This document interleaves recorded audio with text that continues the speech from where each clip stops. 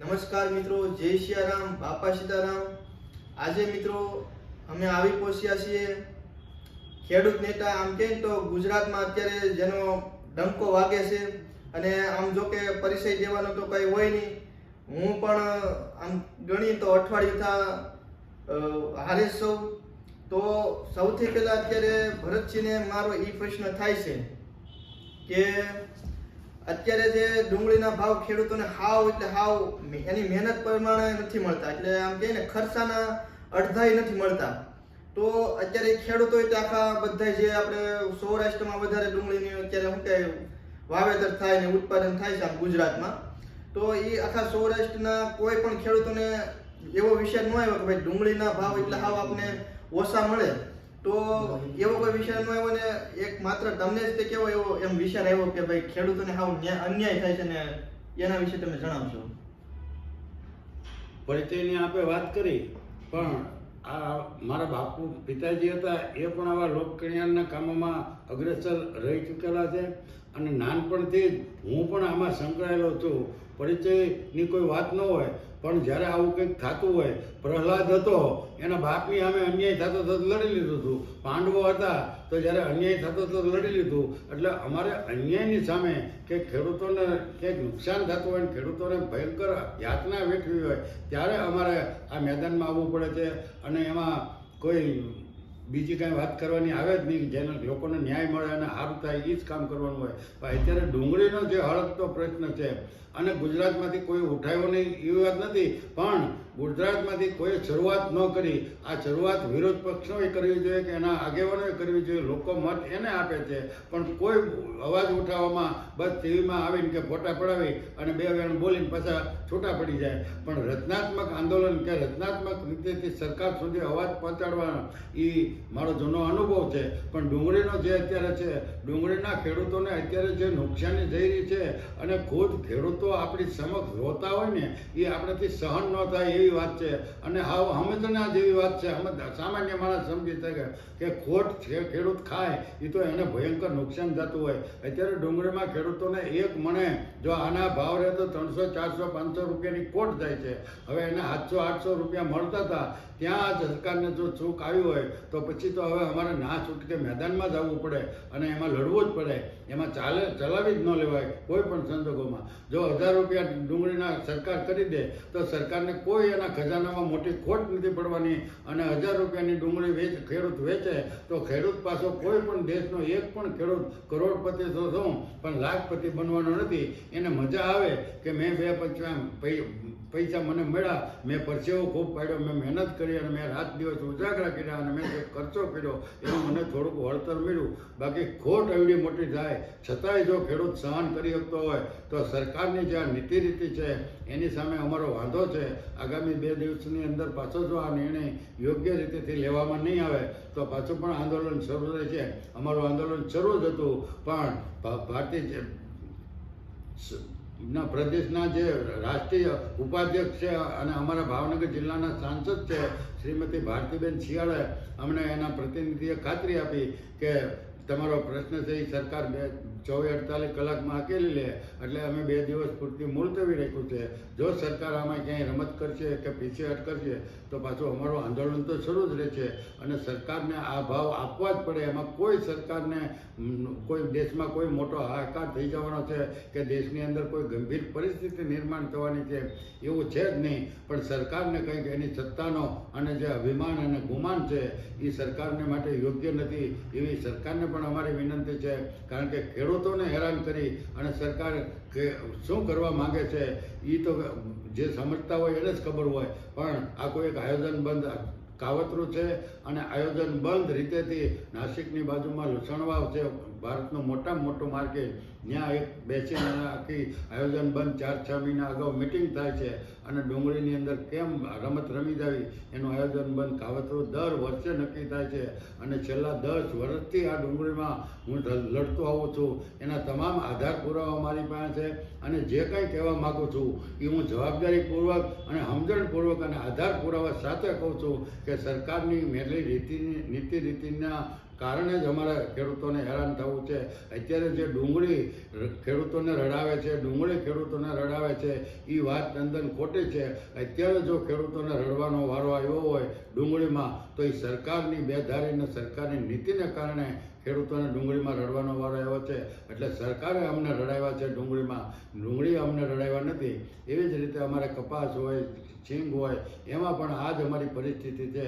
અત્યારે અમારો કપાસ છે એ 2268 રૂપિયાનો એક મણ તો અમારે પકવવા પાછળ ખર્ચ થાય છે, અને સરકાર સમજે છે કે આ કપાસના 1200 થી 1400 રૂપિયા આવે છે, એટલે અમારી કેટલી ખોટ જાય છે. પણ હવે બીજું તો સરકાર કોઈ હિસાબે માનતી નથી, એટલે પછી અમારા સરકારની સામે આંદોલનો કરવા પડે છે, અને આંદોલન કરીને જ્યારે અમારે જીત મેળવવી પડે એ તો એક ગંભીર બાબત કહેવાય. લોકશાહીમાં આ યોગ્ય નથી, પણ આંદોલન કરીને મેળવવું એ પણ એક અધિકાર છે. અને જ્યાં સુધી સરકાર આમાં ખેડૂતોને યોગ્ય ન્યાય નહીં આપે ત્યાં સુધી અમે પાછા જંપવાના નથી. એ સરકારની અમારી પાસે ચેલેન્જ છે. તો ભરતજી, હવે તમે ખૂબ સરસ જણાવ્યું.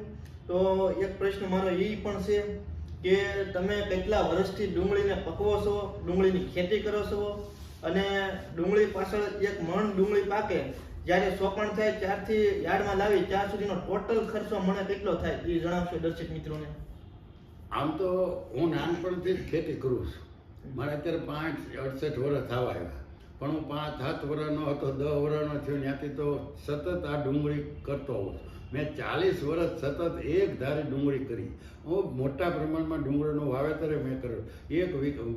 દર વર્ષે હું 10 થી 15,000 મણ ડુંગળી પકવતો હોય એવા ઘણા વર્ષો મેં પકવેલી છે. અને આ બધા યાર્ડના જે વેપારી મોટા મોટા દલાલો છે એના જાણકાર છે. એવી જ રીતેથી પાછો હું આ 30-35 વર્ષથી સાથે સાથે ખેતીની સાથે આંદોલન પણ કરું છું. એ પણ એક જગ જાહેર વાત છે.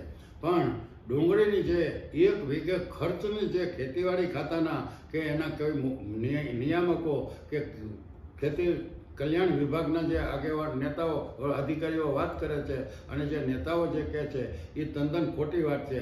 અત્યારની તારીખે આજના 19 વર્ષ પૂરતીની જો વાત કરીએ તો અત્યારે 1 વીઘો ડુંગળી પકવવા પાછળ અમારે 60,000 થી 61,000 રૂપિયાનો ખર્ચો થાય છે. એમાં સીધો જ હિસાબ છે, ટૂંકો ટચ, કે અમારે એ પચ્યું ખેતર તૈયાર ડુંગળી કરવા માટે કરવું હોય અને અમે બાંધી રહી ત્યાં 1 વીઘે અમારે 5,000 થી 6,000 રૂપિયાનો ઓછામાં ઓછો ખર્ચ લાગે છે. એવી જ રીતેથી જ્યારે ડુંગળી ચોપ્યું હોય અને ડુંગળીના ચોપવા માટે મજૂર લાવવાના હોય તો 1 વીઘામાં અમારે 20 મજૂર જોવે છે.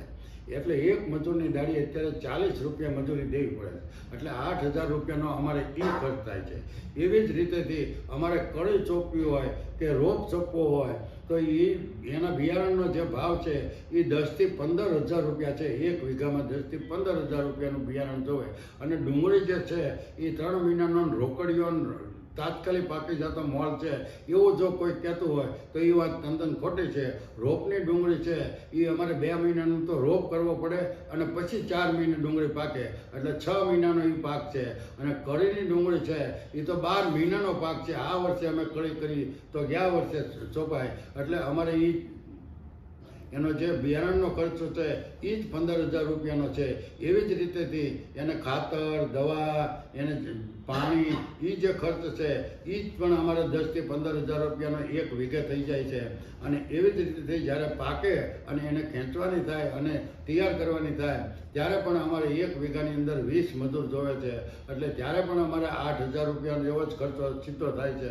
અને એ જ રીતે પાછો જ્યારે ડુંગળી ભરવાની થાય ત્યારે 1 થેલીના અત્યારે 40 રૂપિયાની આસપાસનો ભાવ છે. એટલે એ પણ એક અમારે 100 થેલી જો ડુંગળી થઈ હોય તો 100 થેલીના 4,000 રૂપિયા એ જ થાય. અને 50 થી 60 રૂપિયા કે 100 રૂપિયા જેવું અમારે ભાડું દૂરથી લાવે તો પણ એ પણ અમારે 5,000 રૂપિયા જેવો વીઘે ખર્ચ થાય છે. એવી જ રીતેથી જો એ અમારી જમીન છે એ અમે ડુંગળી કરવા કોઈને ભાડે કે ફાર્મે આપી તો અમને 8,000 થી 10,000 રૂપિયા 1 વીઘોની ફાર્મ કે અમને ભાડું આપે છે.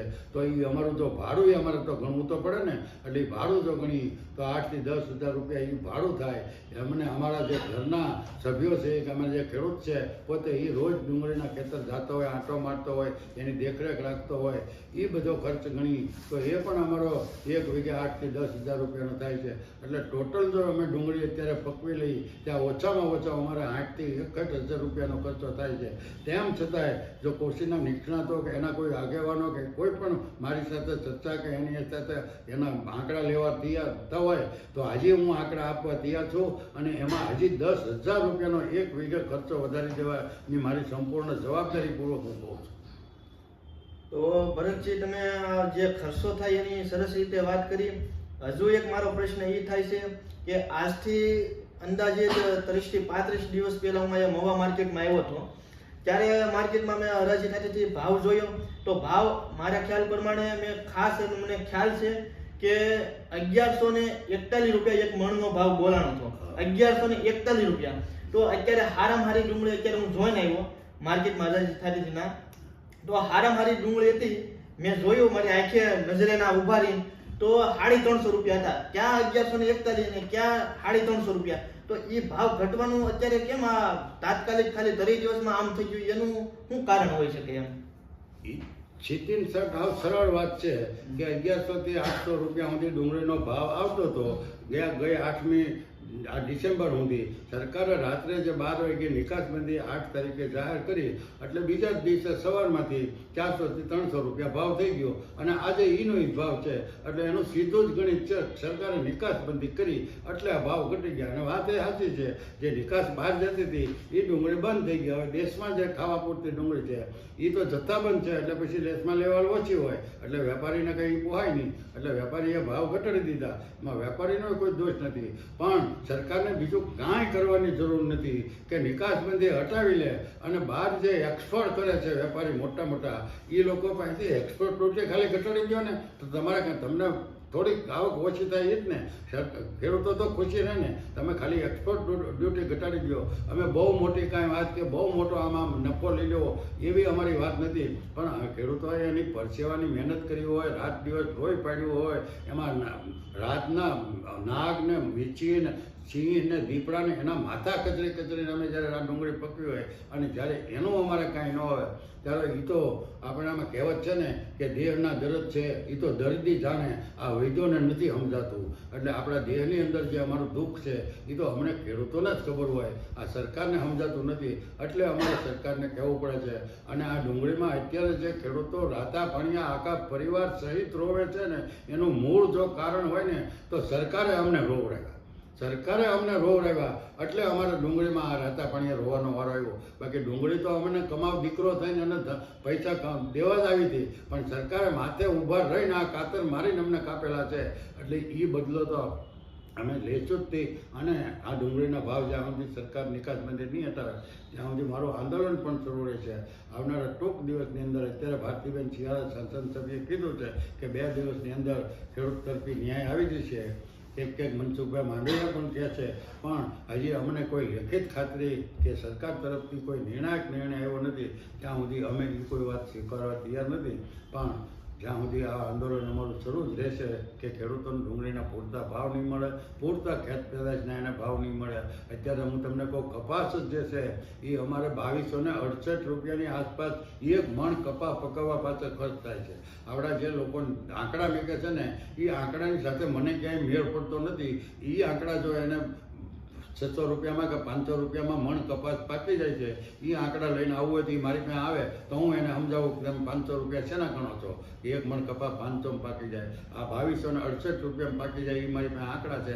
એમાંય વધારો હોય તો કરવો હોય તો કરી દઉં. તો અત્યારે કપાસના 1200 થી 1400 રૂપિયા આવે એ કપાસના ખેડૂતોને કેટલી ખોટ જતી છે એ સરકારને ક્યાંય સમજાતું નથી. એ તો અમારો દિલ જ જાણે. અને જો આમાં અમને 1200 રૂપિયાના કપામાં કે 1400ના કપામાં નફો મળતો હોય તો અમે પૈસાદાર ન હોય, અમે લાખોપતિ ન હોય. સરકાર કહેતી હતી ડબલ આવક થઈ જાય અને ખેડૂતો બમણા 2022માં સતત થઈ જાય. સતત થવાની તો ક્યાં વાત રહી. અત્યારે અમારા ખિસ્સામાં પૈસો નથી રહ્યો. અત્યારે અમારા બહારથી પૈસા લઈ આવીને વ્યાજમાં પૈસા લઈ આવીને અમે ખેડૂતો રાતો મોતો રાખી છીએ. સરકાર એટલે સરકારની વાત અમે સહમત નથી.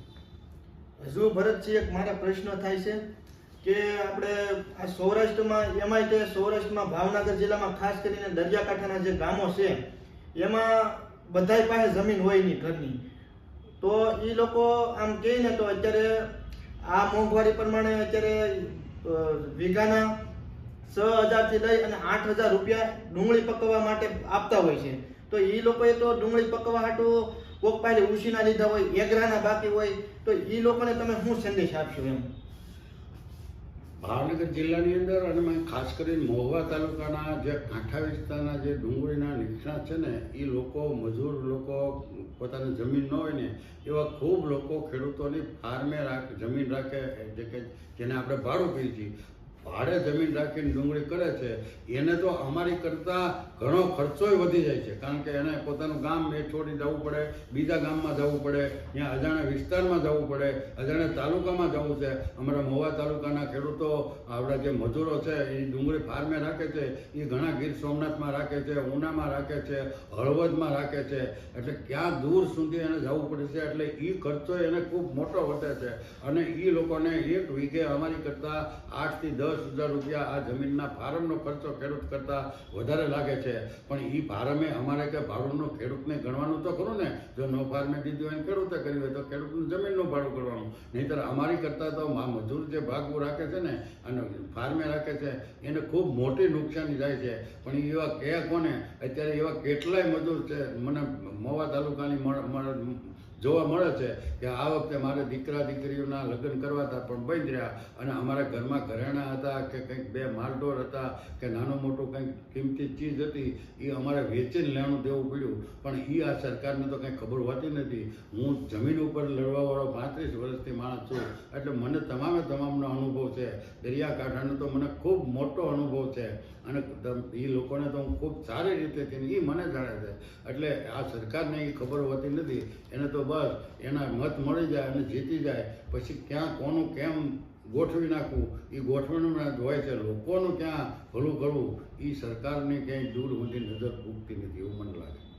અને ભરતજી, તમને જણાવી દઉં કે આપણે ગયા વર્ષના જે થેલા દીઠ 100 રૂપિયાની સહાય કરી હતી સરકારે, 100 રૂપિયા, કે ખેડૂતને ભાવ કઈ મળ્યા નતા. આમ પોર તો આમ જોઈ ને તો અમુકને તો 80 રૂપિયા 100 રૂપિયાની એમ મણ દીધી. એ તો ઠેલાના કઈ ખેડૂતોને પૈસા ઉભા નતા થયા, એવી હાલત થઈ ગઈ હતી. તો 100 રૂપિયાની જે સહાય જાહેર કરી હતી સરકારે, તો એ રીતે હજી મળ્યા નથી. આ બીજો વર્ષ શરૂ થઈ ગયો અને ડુંગળીનો પાક ઓલો શરૂ થઈ ગયો, તો એને વિશે તમે શું કહેવા માંગો એમ? આ તો બહુ અતિ ગંભીર અને આમ ખૂબ આમ ભયંકર મુદ્દો હોય ને એ વાત તમે કરી, એટલે હું આપને જણાવું છું કે એ જે 1 કિલે 2 રૂપિયા સહાય જે જાહેર કરીને એ મારી પાસે તમામ પ્રકારના આધાર પુરાવા છે.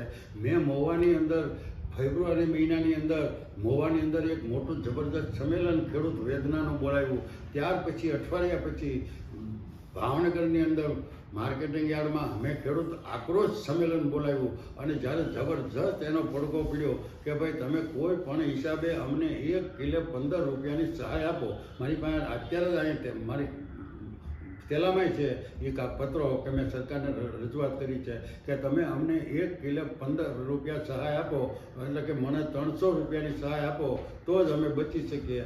આવી અમારી માંગણી હતી. એ આંદોલન જ્યારે આમ કંઈક પ્રભાવશાળી બન્યું ત્યારે ભાવનગરના સાંસદ, અહીંના માર્કેટિંગ યાર્ડના ભાવનગરના અને મહુવાના ચેરમેનો અને અમુક ધારાસભ્યો મહુવાના તળાજાના બીજે પાલિતાણાના એ અહીંથી ગયા અને સરકારમાં રજૂઆત કરી કે હવે તમે કરો, નહીં ઓલા આંદોલનવાળા હક નથી લેવા દેતા, અમને નીકળવા નથી દેતા. ત્યારે સરકારે ભિખારીને આપે ને એવી કિલે અમને 2 રૂપિયા સહાય આપી. આ ગયા ફેબ્રુઆરી મહિના માર્ચ મહિનાની વાત છે. અત્યારે પાછો બીજો આવ્યો. હજી 80% ખેડૂતોને એ સહાય મળી નથી. 2017માં વિજયભાઈએ 1 રૂપિયો આપ્યો હતો, એમાંથી હજી તમને હું 20% ખેડૂતો બાકી બતાવું. અને એ એવા ખેડૂતો બાકી છે કે એમાં ખેડૂતોની તો કોઈ ભૂલ જ નથી, યાર્ડવાળાની કે સરકારની. હવે એમ કે બેંકનો પાસબુકમાં નંબર ખોટો છે.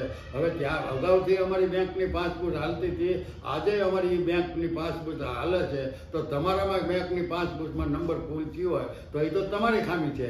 હવે મારું જ નામ છે ભરતસિંહ પોપટભા, અને હું કોઈ પણ માણસ હોય એ એના નામ લખાવે યાર્ડમાં તો એ એના બાપ પોતાનું ને એના બાપનું જ લખાવી કોઈ દી ભૂલે નહીં. પણ લખનાર જો ભૂલી ગયો હોય કે ભરતસિંહ પરબતભાઈ કરી નાખ્યું હોય તો એ તો એની ભૂલ છે કે હું થોડાક મારા બાપાનું નામ પરબતભાઈ લખાવું. એટલે આવી જે ખામીઓ રાખી અને અત્યારે 2017 વાળા બાકી છે. બાકી સરકાર કેવો એક રાજા બોલે અને એનો જો આદેશ ન થતો હોય એ તો કેટલીક ગંભીર બાબત ગણાય. વિજયભાઈ રૂપાણીએ તમને ખબર હોય મેં ટીપણું ટબડાનું તો ગીત ગાયું હતું અને એ ગીત અત્યારે સાકાર થઈ ગયું. 2017માં ટીપણું ટબડું આપવાની જાહેરાત કરી હતી એ અત્યારે મળે છે. આખી દુનિયા આખું ગુજરાત જાણે અત્યારે એ ટીપણું ટબડું એના પક્ષના કલરનું મળે. તમારે એને કેસરી જ આપે એટલે હા તો ભલે આપે પણ એ તો એક એની આખી આયોજન બંધ આ કાવતરું જ ગણાય અને ધતિંગ જ કહેવાય.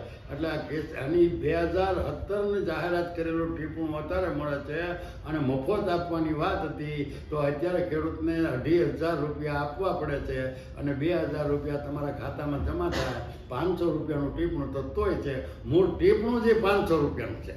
એટલે ખેડૂતના 500 ગયા આ 2-3 વર્ષ ધક્કા ખાધા એમાં 500,000 રૂપિયા એને ધક્કા ખાવામાં લઈ ગયા અને અત્યારે પાછા અમારે 500 ભરવા જ બોલાવા દો 500 લઈ લ્યો અને ટીપણું આપી દો તમારે 2,000 અમારા ખાતામાં નાખવા તો જેના પાસ થયા એની પાસેથી 500 લઈ લ્યો અને 2,000 બોલાવા તમે ખેડૂતને તો રોકડા દો. એટલે આ બધી ધતિંગ છે. તમને એથી વિશેષ કહી દઉં કે અમારો જે આ મેથરા મહુવા તાલુકાના તળાજાના સીમાડે મેથરા બંદરો છે એ 2007ની અંદર નરેન્દ્રભાઈ મુખ્યમંત્રી ગુજરાતના હતા ત્યારે 35 કરોડ રૂપિયામાં બંદરો બંધાવી દેવાની એ વિસ્તારના લોકોને ખાતરી જાહેરમાં આપેલી છે. નરેન્દ્રભાઈ મુખ્યમંત્રી હતા ત્યારે એ પછી આનંદીબેન મુખ્યમંત્રી થયા 2015માં ત્યારે એને સિહોરમાં આવીને જાહેરાત કરી હતી કે તમારો મેથાળા બંદરો છે હું 55 કરોડ રૂપિયામાં બાંધી આપી અને તમે અમને મત આપજો. એ પછી અમે જબરજસ્ત આંદોલન કર્યું. ઘણા બધા નેતાઓએ પણ એ વિસ્તારના લોકોને કેવી રીતે છેતરા છે અને હમડિયાળાથી લઈને તે મેથાળા સુધી 50-50 કિલોમીટરની બહેનો ને દીકરીઓને પદયાત્રાઓ કરીને હેરાન કરેલી છે. એ નેતાઓએ કાંઈ કરેલું નથી. એ હાવ પુરાવા છે. તમે અમને મત આપો તો અમે આ બંધારો કરી દઈએ. એટલે એ નેતાઓએ ધતિંગ જ કરેલા છે.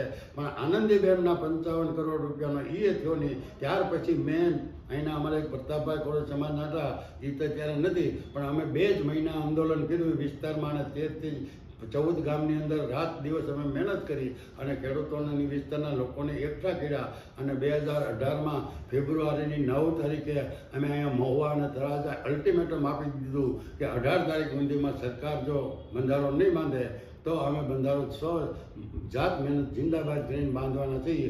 એટલે 17 તારીખે સાંજે 4 વાગ્યે મુખ્યમંત્રીનો ફેક્સ આવ્યો કે તમારો બંધારો છે 86 કરોડ રૂપિયામાં મંજૂર થઈ ગયો. સિદ્ધાંતિક મંજૂરી આપી દીધી. તમે હવે આંદોલન કરતા નહીં. પણ અમને એમાં ક્યાંય દમ દેખાણો નહીં. એટલે અમે એ બંધારો શરૂ કર્યો અને માર્ચ મહિનાની 2018માં માર્ચ મહિનાની 6મી તારીખે 15-20 હજાર લોકોને ભેગા કરી અને એ બંધારો અમે શરૂ કર્યો અને લોક ફાળો અને જાત મહેનત એ વિસ્તારના લોકો ધન્યવાદને પાત્ર છે કે જાત મહેનત એ બંધારો બનાવ્યો અને ફક્ત 55 લાખ રૂપિયામાં એ બંધારો થઈ ગયો. ફક્ત 55 લાખ રૂપિયામાં એ બંધારો સાકાર થઈ ગયો અને 2018થી તે અત્યાર સુધી એ બંધારો દર વર્ષે ઓવરફ્લો થયેલો છે અને એ વિસ્તારના લાખો હજારો ખેડૂતોને 13થી 14 ગામના ખેડૂતોને સીધો ફાયદો થયેલો છે. 10થી 20 કરોડ રૂપિયાનું વધારે ઉત્પાદન એ બંધારાના હિસાબે આવે છે. પણ ત્યાર પછીની અત્યારની જે સરકાર છે એને 137 કરોડ રૂપિયા 137 કરોડ રૂપિયા મંજૂર કર્યા પણ હજી આજની તારીખ સુધીમાં ઈંટ માંડી નથી. એ નરી વાસ્તવિકતા છે. એનું મૂળ કારણ કે ત્યાં અલ્ટ્રાટેક આવે છે અને અલ્ટ્રાટેકનું એને હિત કરવું છે. થોડા જ મહિના પહેલાં જે એ સમાજ જે વિસ્તાર છે હું કોઈ એવો માણસ નથી પણ એ જે વિસ્તાર છે એ 100% કોળી સમાજનો વિસ્તાર છે અને કોળી સમાજના એક પણ નેતાએ એમાં હમદર્દી દાખવી નથી. એનું મને દુઃખ છે. હમણાં જ થોડાક મહિના પહેલાં પાણી પુરવઠાના કુંવરજીભાઈ મંત્રી આવ્યા હતા અને એ બંધારો જોવા આવવાના હતા પણ બંધારો જોવા ન આવ્યા અને અલ્ટ્રાટેક સામે નજર ફેરવીને વી ગયા કે આ બંધારો નાનો એવો બનાવી નાખો તો અલ્ટ્રાટેક કંપની ટકી શકે. હવે આ લોકો સમાજનું તો શું ભલું કરશે? સમાજનું ભલું આમાં હોય નહીં રાજકારણમાં પણ સમાજનું જો ભલું ન ઈચ્છી શકતા હોય તો એ બીજાનું તો હું સારું કરી શકવાનું. અમારે સ્પષ્ટ ભાષામાં કહેવું, આક્રોશ સાથે કહેવું પડે છે કે મેં એ વિસ્તારમાં જે નિર્માણ આંદોલનથી તે મેથાણા આંદોલન સુધીમાં મેં 20 વર્ષ કાઢી નાખ્યા અને એ વિસ્તારના લોકોના અનેક પ્રશ્નો મેં હલ કરેલા છે. પણ આ કોઈ આમાં રાજકારણીઓને કોઈ સમાજની જ્ઞાતિ એવું કાંઈ આવતું નથી, તો ગમે એને વેતરી નાખો, બીજી કાંઈ વાત નહીં. બાકી તો આપણને ખબર છે કે હાથમાં છડીઓ નાકમાં શેડા લઈને રખડતા હતા, એ અત્યારે ધારાસભ્ય બની ગયા, 500 700 કરોડ રૂપિયાના માલિક બની ગયા. બોલો, હવે નવા જેવી વાત છે, નાખી દેવા જેવી વાત છે કે જેની પાસે બીડી લેવાના પૈસા નહોતા એ અત્યારે 700 કરોડના માલિક બની ગયા અને એના હાળા કરોડોપતિ થઈ ગયા. પણ એ અમારે કોઈ વિવાદની વાત કરી નથી. પણ આવા બને છે ત્યારે અમને ક્યાંક દુઃખ તો લાગે કે આવું થાય તો એ અત્યારના સમય પ્રમાણે વ્યાજબી ન બને. અને ભરતજી, અત્યારે આમ મોટામાં મોટો ડુંગળી અંગે હજી એક પ્રશ્ન થાય કે ખેડૂતોની ડુંગળી અત્યારે પાકી અને ખેતરમાં હોય તો એ ખેડૂતો અત્યારે એવું વિચારી રહ્યા છે કે ભાવ સુધરશે કે શું થાય, અમારે ડુંગળી કાઢવી કે યાર્ડમાં લઈ જાવી કે શું કરવું ડુંગળીનું, તો એના વિશે બે શબ્દ કઈ. આ ડુંગળી છે ને એ ચલાવ ડુંગળી કહેવાય. આની આયુષ 10 થી 15 દિવસની જ હોય, એથી વધારે નહીં. તમે ખેતરમાં રાખો કે યાર્ડમાં લાવો કે ગમે એને સંગ્રહ કરી દો, એની વધારે તો આયુષ હોતી નથી. હવે એમાં 2 દિવસ ખેડૂત કાઢે પછી લાવે ને ત્યાં 3 દિવસ વ્યા જાય અને પછી એને વેચવાય એટલે બહાર ક્યાંક મોકલે તો એના 2 દિવસ વ્યા જાય. એટલે અઠવાડિયા 15 દિવસમાં આ ડુંગળીનો નિકાલ કરવો પડે અને એને ઉપયોગમાં લઈ લેવી પડે. આ વધારે કાંઈ ટકી શકે નહીં, કોઈ પણ હોય, વેપારી હોય કે ખેડૂત હોય.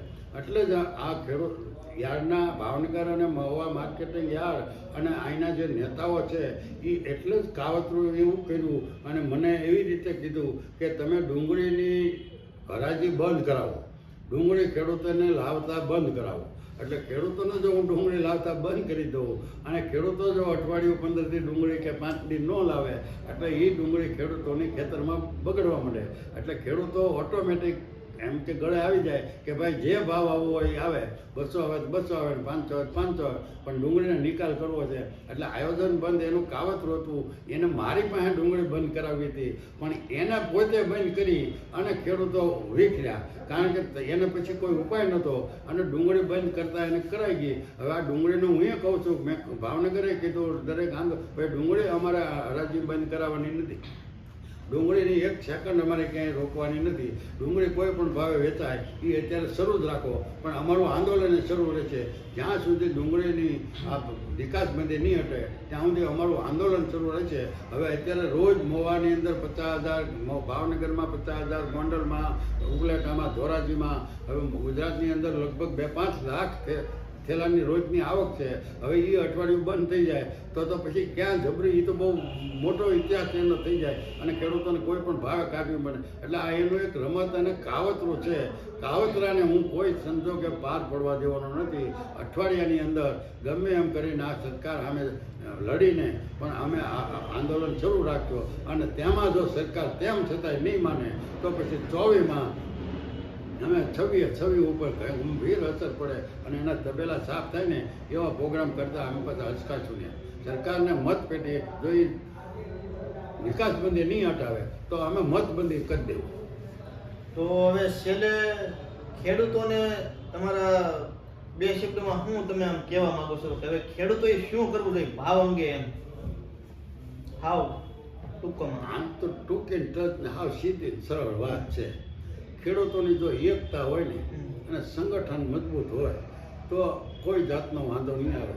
પણ લાલ બહાદુર શાસ્ત્રી, સરદાર વલ્લભભાઈ પટેલ અને ચૌધરી ચરણસિંહજી વ્યા ગયા પછી ખેડૂતોમાં એક પણ એવો નેતો ન થયો કે ખેડૂતોની કંઈક હમદર્દી કે, અને જેટલા ખેડૂતોના નેતા થયા એને રાજકારણ જ કર્યું ખેડૂત માટે. એટલે હવે ખેડૂતોને મૂળ તો નેતાઓ ઉપર વિશ્વાસ નથી, એટલે ખેડૂતોની એકતાનું સંગઠન થતું નથી. બીજા નંબરમાં સરકારે એક એવું આયોજનબંધ કાવતરું રમત જ રમી નાખી છે. ખેડૂતોને જ્ઞાતિમાં, પક્ષમાં, વિસ્તારમાં અને ધર્મની અંદર જુદા જુદા વેરવિખેર કરી નાખ્યા. એટલે ખેડૂતોની એકતા નથી, એ સરકારને ખબર છે, એટલે સરકાર આ બધું કરી શકે છે. બાકી જો ખેડૂતોની એકતા થઈ હોય તો આ મામલો કોઈ બહુ અઘરો છે નહીં. 24 કલાક હું પણ 24 મિનિટ ન થાય ત્યાં ઉકલી જાય. પણ ખેડૂતો એકતા થતી અને ખેડૂતો સમજતા નથી એવી તો વાત નથી, પણ ખેડૂતો પોતાનો ધંધો મેકીને પાછા નીકળી શકે એમ નથી. ખેડૂતોને નીકળવું હોય કે બહાર જવું હોય કે કંઈક આંદોલન કરવું હોય તો ખેડૂતો પોતાના ખેતર વાડી કે રેઢું મેકીને નીકળી શકે નથી. એ એક આયોજનબંધ સરકારનું કાવતરું છે અને સરકારની રમત છે કે ખેડૂત ક્યાંય નવરો થવો ન જોઈએ, ખેડૂત કોઈ ક્યાંય ઊંચો આવવો ન જોઈએ. આ બધી રમત છે એને અમે ખુલ્લીએ કરશું અને ખેડૂતોને જાગૃતિ આવનારા દિવસોમાં કરશું. બાકી ઓછા માણસો હોય તો કાંઈ લડી ન શકે એવી વાત નથી અને ઝાઝા માણસો હોય તો જ લડત લડીને પાર પડી શકે એવી એ વાત નથી. પ્રહલાદ એકલો લડી નાખ્યો હતો અને જીતી ગયો હતો. પાંડવો થોડાક હતા તોય જીતી ગયા હતા. શિવાજી થોડાક હતા તોય આખી સલ્તનત સામે જીત્યા હતા. મહારાણા પ્રતાપ થોડાક હતા તોય આખી સલ્તનત સામે જીત્યા હતા. અહીંયા જ આપણે કોટડામાં કાળા ભીલ હતા, એ આખી સલ્તનત સામે જીત્યા હતા. એટલે એકલા જ હોય તો કાંઈ જીતી ન શકાય, કાંઈ કરી ન શકાય, એ વાત ખોટી છે.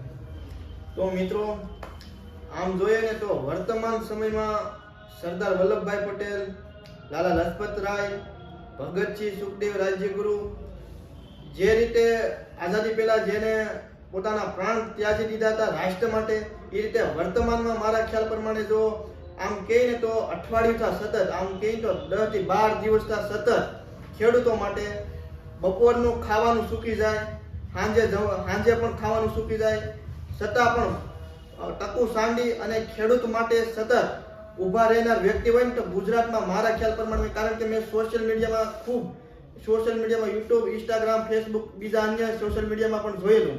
તો ભરતસિંહની સરખામણી કરીએ તો ભરતસિંહની સરખામણી કોઈ આવી જ ન શકે, કારણ કે સતત અઠવાડિયું આમ કે 10 થી 12 દિવસથી સતત ખેડૂતોની માટે અત્યારે ઊભા હોય તો માત્ર ને માત્ર ભરતસિંહ છે. જે રીતે લાલા લજપત રાયને મેં અગાઉ કીધું એ પ્રમાણે ભગતસિંહ, સુખદેવ, રાજ્યગુરુ, લાલા લજપત રાય, સરદાર વલ્લભભાઈ પટેલ જે રાષ્ટ્ર માટે જે લડતા ને વર્તમાનમાં એવી જ રીતે જો કોઈ હોય ને લડતા હોય ને ખેડૂતો માટે તો એ માત્ર ને માત્ર ભરતસિંહ છે.